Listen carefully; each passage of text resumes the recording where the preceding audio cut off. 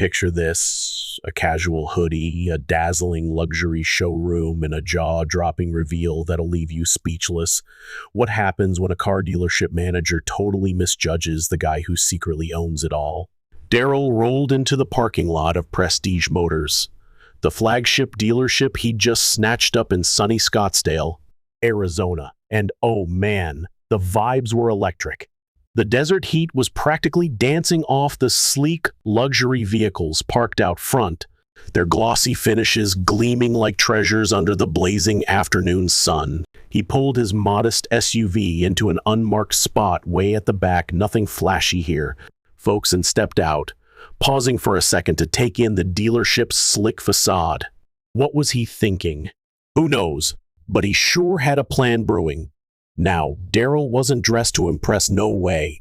Quite the opposite, actually. He rocked a simple gray hoodie, slightly worn jeans, and a pair of beat-up sneakers, his undercover uniform for the day. Why go so low-key? Oh, it was deliberate, my friends. He wanted to peel back the curtain, to see the dealership's true colors, to feel firsthand how it ticked when nobody knew the new boss was sneaking around. As he strolled toward the entrance, he clocked a little group of employees inside, chatting away near the front desk. Could you hear it? The faint hum of laughter and casual chatter drifting through those fancy glass doors. Daryl pushed one open and stepped inside. Here we go. The air-conditioned showroom hit him like a cool wave, a total shock compared to the scorching heat outside, and the place smelled like leather and fresh wax, pure luxury, right? Rows of pristine cars sparkled under the bright overhead lights, practically begging for attention. But the second he walked in, the chatter hushed. Did they sense something? Daryl caught those quick, sneaky glances the employees swapped, their eyes darting to his hoodie and sneakers. Oh, the energy shift was subtle but real, the kind that screams louder than words ever could. He wasn't here to guess what they were thinking. Oh, nope, he was here to watch, to soak it all in. And then, bam, there she was, Susan, strutting across the showroom like she owned the place. Who's Susan, you ask? Picture a middle-aged woman with sharp features and an even sharper gaze. Think eagle-eyed precision. Her tailored blazer and polished heels screamed authority, and that clipboard tucked under her arm, total efficiency vibes. She marched over with purpose, her heels clicking loud against the polished floor. Click, click, click. Her face looked polite at first, sure, but Daryl wasn't fooled. Oh no. There was this tightness in her smile, this little twitch that he caught right away. "Excuse me," she said, her voice cool and clipped, like she was sizing him up already. "Can I help you with something?" Daryl just smiled, cool as a cucumber. "Just here to look around," he replied casually, tossing a lazy gesture toward the cars. "Easy, right? But Susan?" Oh, her eyes narrowed, scanning him from head to toe like he was some puzzle she couldn't crack.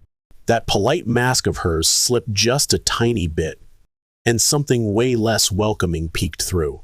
"Are you shopping for a car?" she asked. And whoa, that tone had an edge of doubt sharper than a knife. Daryl nodded, still grinning like it was no big deal. Something like that. Susan's lips pursed. Did she just scoff inside? And she launched into her spiel. "Well, we cater to a very specific clientele here. Most of our inventory requires pre-qualification. Perhaps I could recommend." But before she could finish, another employee shouted, "Hey, Susan, the delivery guy's here." Talk about timing. Her focus flickered for a split second, but her eagle eyes snapped right back to Daryl. Did she think he'd bolt or something? He raised an eyebrow, keeping it light. "You're assuming I'm not qualified?" Oh, that question hit her like a curveball. She blinked, caught off guard, but she bounced back fast, stiffening up like a soldier. "I'm just trying to save you some time," she said with a forced smile. Ouch. That stung a little. These vehicles start at 6 figures. "Maybe I can direct you to." Daryl's face didn't budge, but inside, he was clocking every word she chose, filing it away like evidence.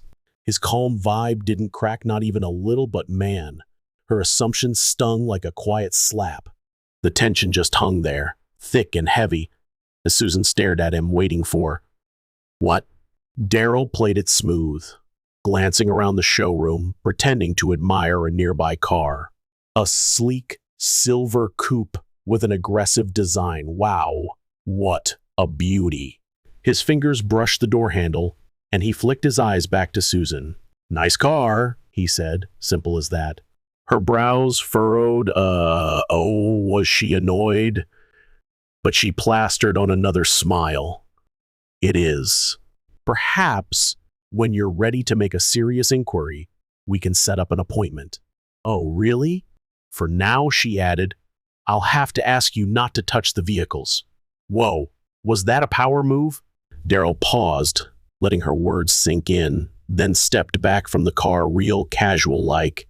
He nodded once, hands sliding into his pockets cool as ever, and waved her on. All right, let's hear it. What would you recommend for someone like me? Susan blinked. Did he just throw her off again? But before she could answer, Darryl leaned in. If you think you know what I need, I'm all ears. Her polite act cracked, and you could see the impatience bubbling up. Yikes.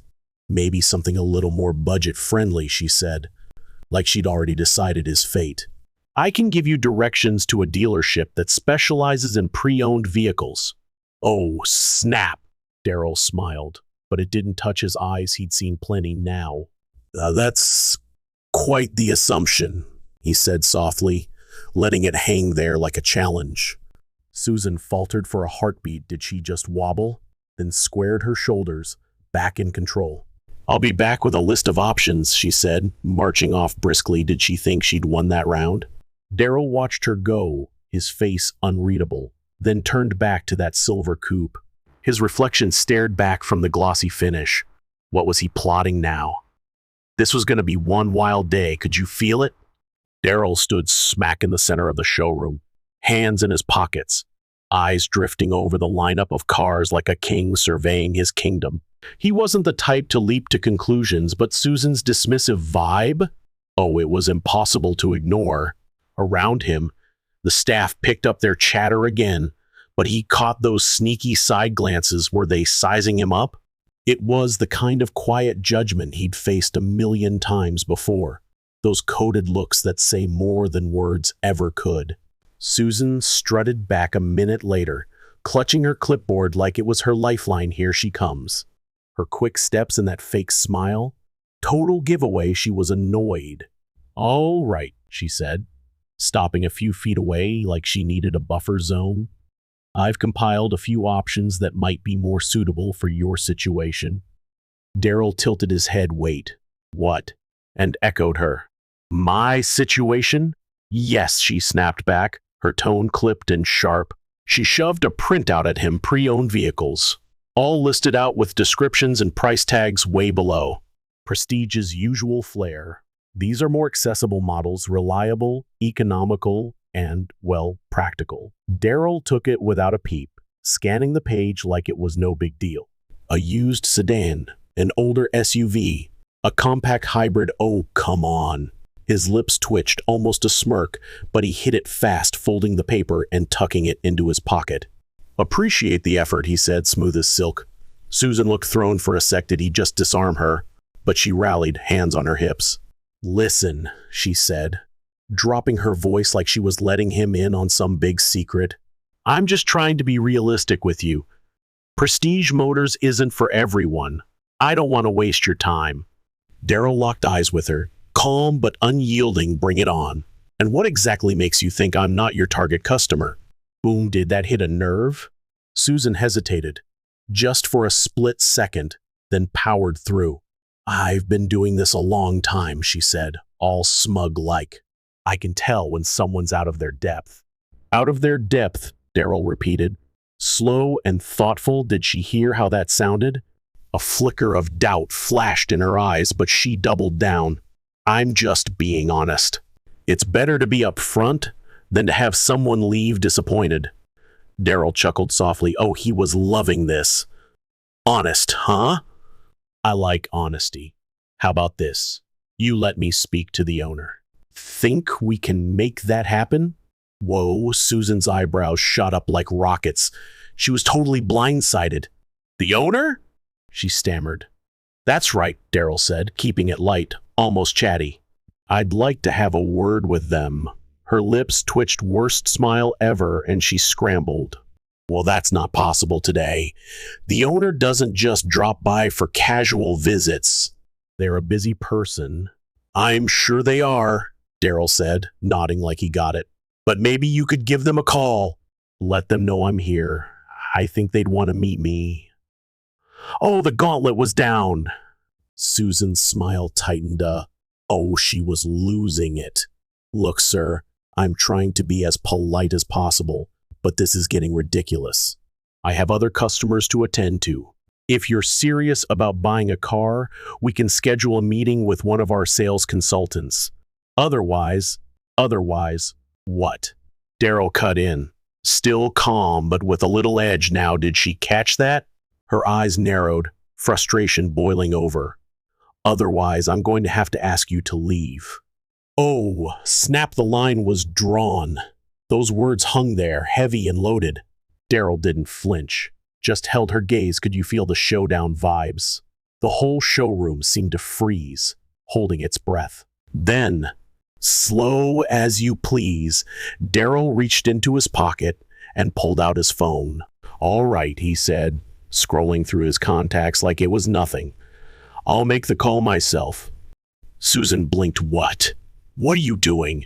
She blurted, totally thrown. Just calling the owner, Daryl said, lifting the phone to his ear with a shrug. Shouldn't take long. Her confidence cracked. Did she just realize she'd messed up? She opened her mouth, but nada came out. Around them, employees stopped dead. Oh, this was getting good. Everyone's eyes were glued to the scene. Could you believe it? Daryl held up a finger. Hold on, folks, and turned slightly, talking into the phone. Yeah, it's me. I'm at the dealership. Everything's fine. Just a little misunderstanding. Could you let them know I'm here? He hung up, slipped the phone back into his pocket, and turned to Susan with a chill smile. They'll be here shortly, he said.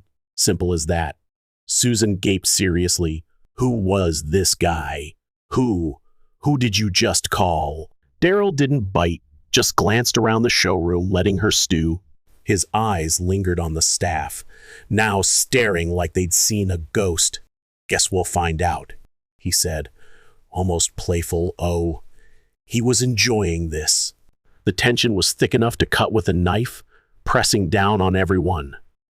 Susan shifted, looking antsy. Did she know she was in over her head? Minutes dragged by, but it felt like forever. Time was crawling. She fiddled with her clipboard, all stiff and awkward, totally rattled.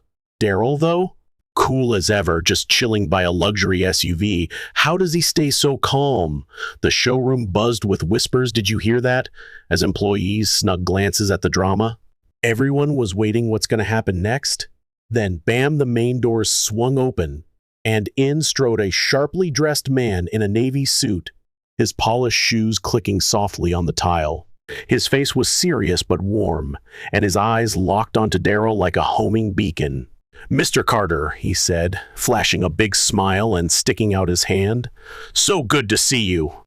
Daryl shook it firm, a little grin tugging at his lips. Here's the twist. Thanks for coming, Alex. Appreciate it. Oh, the room went stiff. Did you feel that shift? Susan's clipboard almost hit the floor. Yikes. As she ping-ponged between Daryl and Alex, the regional director. Was she panicking yet? You bet. Oh, the buzz in that showroom was electric. Can you feel it? The few employees scattered around were whispering to each other like kids caught sneaking cookies, stealing quick, nervous glances at the drama unfolding right before their eyes. Everyone knew something big was coming, or someone huge was about to walk in, and the anticipation was thick enough to choke on. Then, bam! The silence shattered as the main doors swung open. With a dramatic whoosh, in strutted this sharply dressed guy in a crisp navy suit. Wow, talk about making an entrance. His polished shoes clicked softly against the shiny tile floor, each step echoing like a drum roll. His face? serious but warm, like he was about to deliver big news with a side of kindness, and his eyes zeroed in on Daryl like a laser beam. "Mr. Carter," he boomed with a wide, welcoming smile, extending his hand as he closed the gap. "So good to see you." Daryl grabbed that handshake with a firm grip. "Did you see that confidence?" And a tiny smile tugged at his lips, cool and collected as ever. "Thanks for coming, Alex." "Appreciate it," he said, smooth as butter. "The room? Oh, it went stiff as a board. Did you catch that vibe shift?" Susan's clipboard nearly crashed to the floor, yikes, as her eyes ping-ponged between Daryl and this Alex guy, who just happened to be the dealership's regional director. Her confusion flipped into full-on alarm faster than you can say luxury car. What was happening here? "Wait, Mr. Carter?"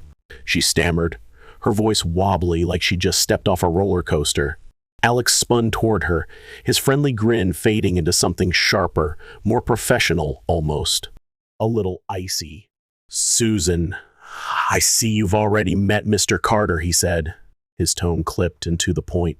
Susan blinked, her mouth flapping open and shut like a fish out of water. Oh, she was scrambling now.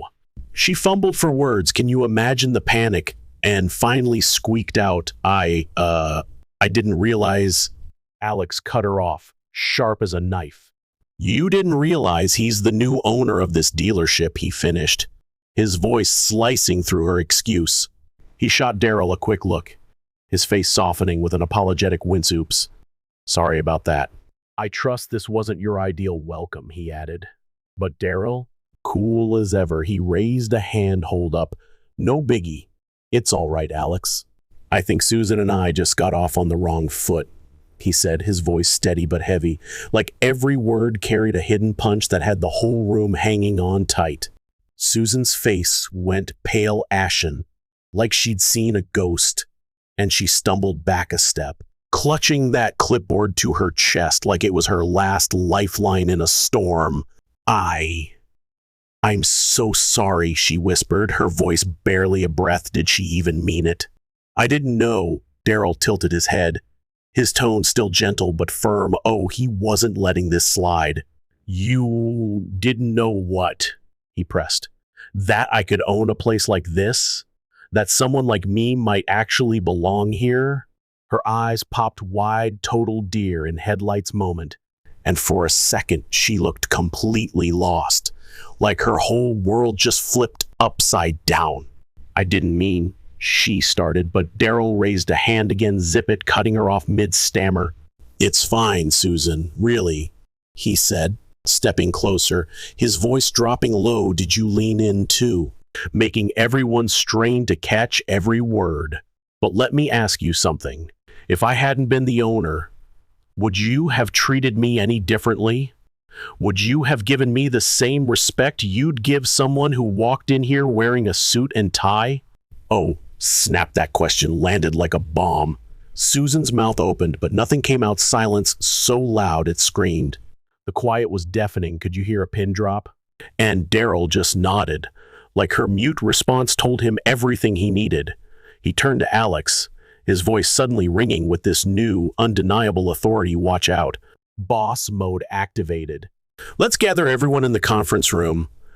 I think it's time we had a little chat about how things are run around here," he said. And whoa, you could feel the shift in the air.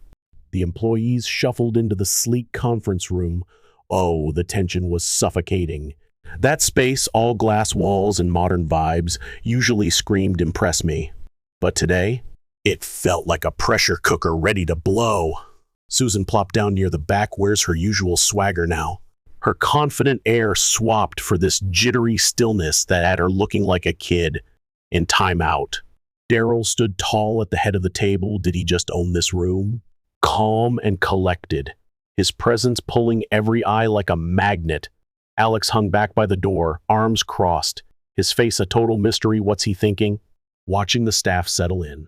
The soft whispers faded as Daryl cleared his throat. Here it comes, his gaze sweeping the group like a spotlight. "Thank you all for joining me on short notice," Daryl kicked off, his tone steady but firm. Oh, he meant business. "For those of you who don't know, my name is Daryl Carter. And as of last month, I'm the new owner of Prestige Motors. Murmurs of shock rippled through. Did they really not see this coming? Some employees looking curious, others red with embarrassment. Susan sank even lower in her chair. Yikes, she's practically melting. Dodging eye contact like it was a plague. I came here today dressed casually for a reason, Daryl went on, his voice rock solid. I wanted to see how this dealership operates when no one knows who I am. I wanted to experience what a potential customer might feel walking through these doors. Pretty sneaky, huh? He paused, letting that sink in. Did you feel the weight? Then kept going. What I experienced today was disappointing. Ouch. That stings. I was judged not for what I could bring to the table, but for how I looked. And I'm not here to single anyone out, he said, though his eyes flicked to Susan for a hot second. Did she just flinch before swinging back to the group? But we need to talk about what that says about the culture of this dealership. Serious stuff, right? Susan squirmed, her face flushing red, caught in the spotlight while Daryl pressed on. This isn't just about me, he said, voice rising with passion. It's about every person who walks through those doors, every customer who doesn't fit into someone's preconceived notion of what a luxury car buyer looks. Like, can you imagine that? A younger sales guy raised his hand, all shaky like brave move. Kid. Daryl nodded. Go for it. Mr. Carter, the guy started, voice trembling. I think most of us try to treat customers fairly, but sometimes it's hard not to make assumptions honest, right? Daryl nodded, his face softening thoughtful vibes. I get that, he said. We all have biases, whether we want to admit it or not. Yep, even me.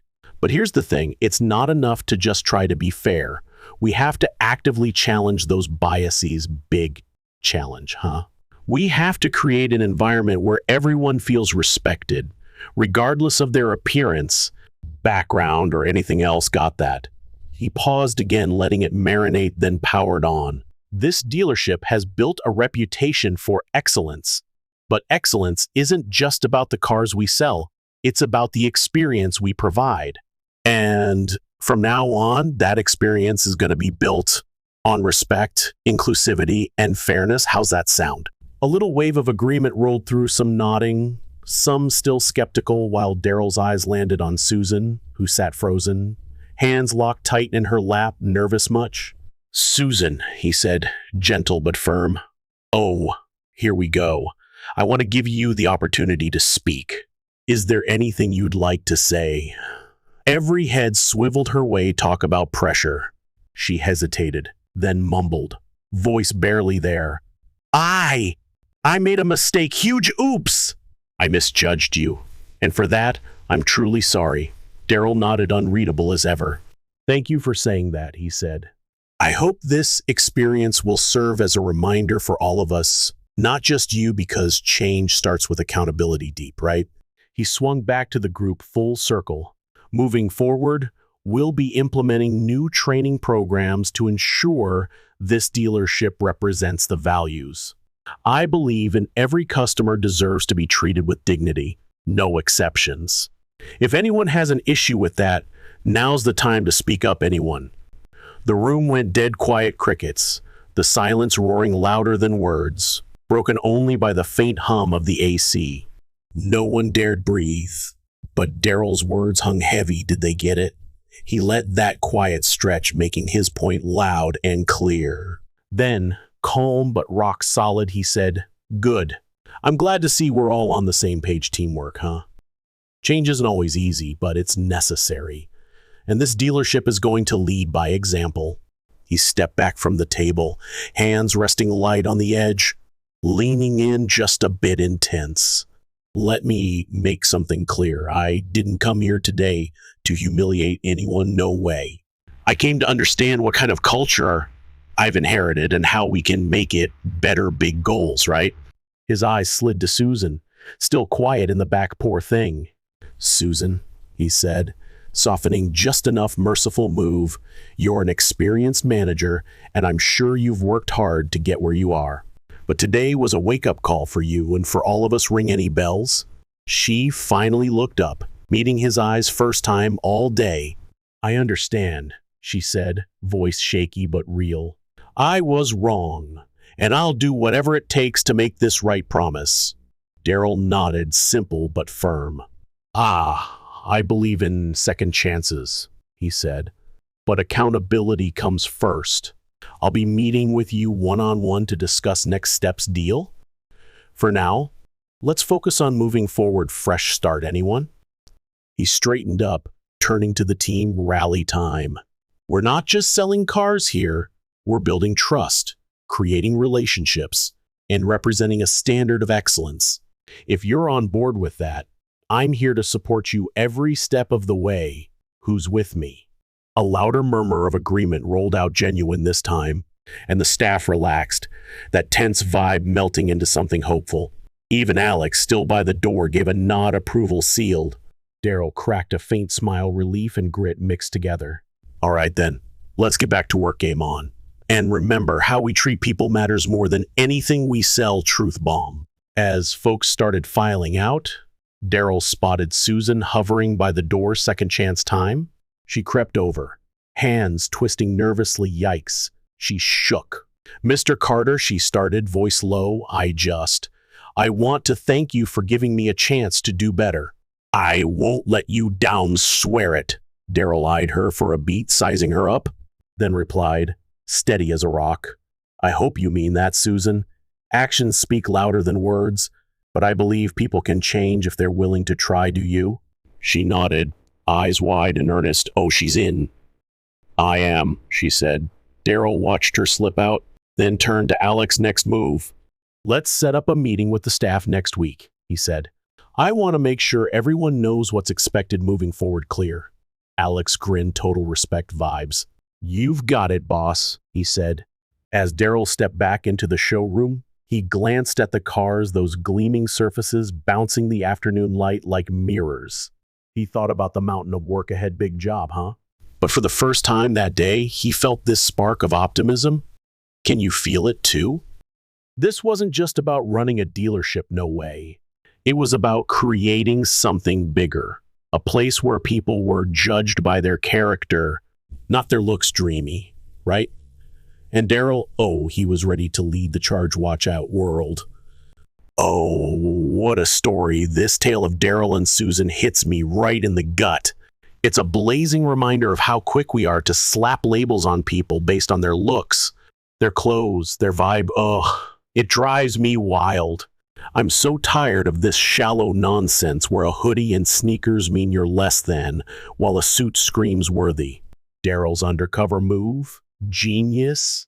It exposes the ugly truth about our society's obsession with appearances, and I'm cheering him on for flipping that script with such quiet, fierce grace. Yes, man, show them. Susan stumble? Oh, it stings my soul because I've seen it too many times, people judging without a shred of curiosity about who's really standing there. It's not just her, it's everywhere. Coffee shops, offices, even family dinners where we size folks up in seconds and miss the whole damn story. I'm furious at how we let biases run the show, but I'm also hopeful, crazy hopeful, because Daryl didn't just torture, he gave her a shot to grow. That's the lifestyle I'm all in for, one where we ditch the snap judgments and dig deeper, where respect isn't tied to a price tag or a blazer. This isn't just a dealership drama, it's a wake-up call. I'm passionate about building spaces where character trumps the superficial, where everyone gets a fair shake no matter how they roll up. Daryl's optimism at the end? It's contagious. I feel it in my bones. We need more of that. More leaders who say, screw the stereotypes, let's value the real stuff. So yeah, I'm fired up. Let's live louder, judge less, and lift each other up. Who's with me?